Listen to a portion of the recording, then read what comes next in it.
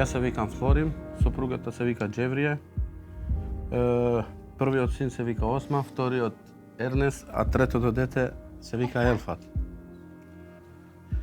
Ние бевме во Германија кога се породи Елфат.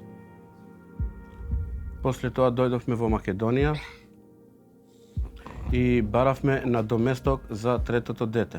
Станува збор за права од заштита на деца, родителски додаток за трето дете, кое што Джеврие, како мајка на третото дете, односно како сопруга на Флорим, се обидува да го добие од надлежните Центар за социјална работа, Министерство за труд и социјална политика, кога одлучува по жалбата, и Управниот и Вишиот управен суд.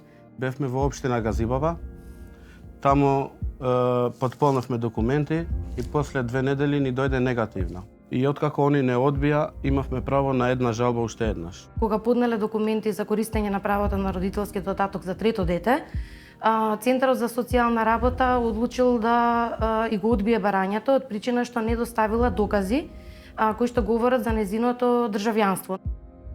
Работата за жителство е дека пред повеќе време на жена ми куќата и се запали.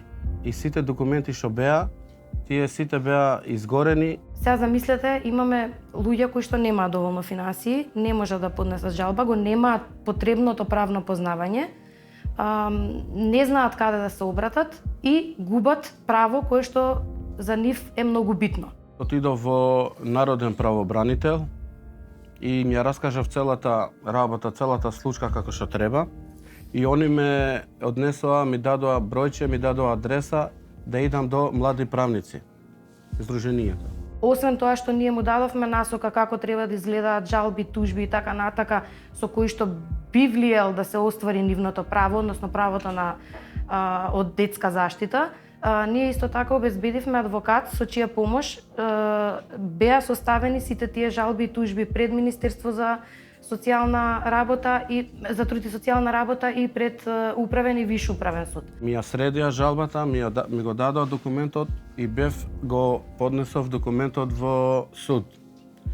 И таму пак исто после некое време па ме одбија. Кога доаѓа предметот пред виш управен суд, односно по жалбата, бидејќи управниот суд донел пресуда со која што ја одбива тужбата како неоснована, вишиот управен суд нашол дека решителниот факт е точно тоа, точно дали е Джеврие, сопругата на Флорим, државјанин на државата во последните 3 години, односно во овој случај од незиното раѓање. Во пресудата е наведено дека пониските, односно управните органи треба да по службена должност да ги прибавуваат сите потребни докази, без разлика дали странката ги има или ги нема. После некое време целата поддршка, целата што требаше помош за децата да ми дадат, за 3 години ги одобрив после сите тие средства што треба.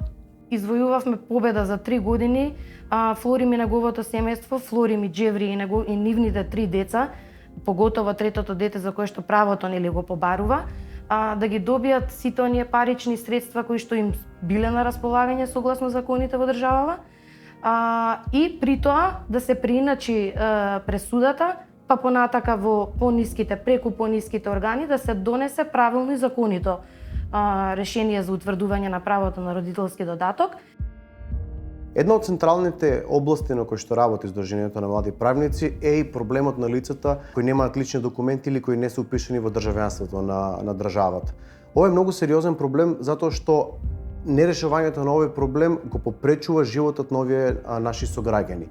Тие немаат право на здравствено осигурување, немаат право на основно образование, не можат да се вработат и во голема мерка го усложнува нивниот понатамошен живот. За жал, ова не станува збор за проблем кој што е краткотраен, проблем кој што опфаќа многу мал дел од населението, туку е системски, едноставно се случува и ние како организација сме посветени како од една страна да им помогнеме на овие лица да си го решат нивниот граѓански статус кај нас, да ги добијат документите за лична идентификација, меѓутоа во исто време да може да се стекнат со правата кои што не можеле да ги остварат затоа што едноставно во одреден дел од нивниот живот имале проблем со стекнување на вакви документи.